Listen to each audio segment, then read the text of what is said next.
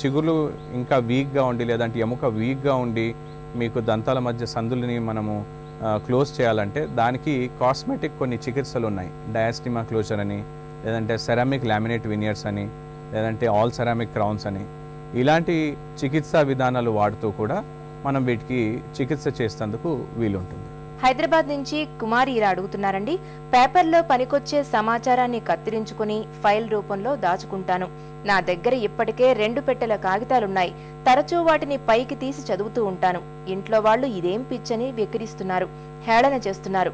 నాది నిజంగా సమస్యనా? మీ సలహా చెప్పండి అని రాశారు. కుమారి గారు, ఇది తప్పేం లేదు, మనందరం చేసే పని. ఇది మనకి ఇష్టమైనవో లేకపోతే మనకి ఇంపార్టెంట్ అయినో పేపర్లో కట్ చేసుకుంటాం, పేపర్ కటింగ్స్ పెట్టుకుంటాం. కానీ ఇక్కడ మీరు చెప్పిన దాన్ని బట్టి నాకేం అర్థమవుతుందంటే అది వాల్యూమ్స్ పెరిగిపోతున్నాయి. అంటే అది ఎక్కువైపోయినాయి. మీ ఇంట్లో చాలా వరకు ఈ పేపర్ కటింగ్స్ ఉండాలి, ముందు కట్టలు ఉండాలని నాకు ఒక అనుమానం.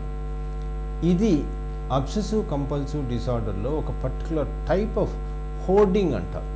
ఈ జబ్బు ఉన్న వాళ్ళకి ఏమవుతుందంటే ఇది ఇంపార్టెంట్, మళ్ళీ ఎప్పుడైనా అవసరం వస్తుందేమో, సపోజ్ ఎప్పుడైనా అవసరం వస్తే మళ్ళీ దొరకదు కదా, దానికోసం అని చెప్పి. సో ఈ విధంగా ఇల్లు మొత్తం పేపర్లతో నిండిపోయేదానికి, ఇల్లు మొత్తం ఈ మాదిరి కాగితాలతో నిండిపోయేదానికి జరుగుతున్నది. ఇది ఒక సిమ్టమ్ ఆఫ్ హోర్డింగ్ అనేది అబ్సెసివ్ కంపల్సివ్ డిసార్డర్లో.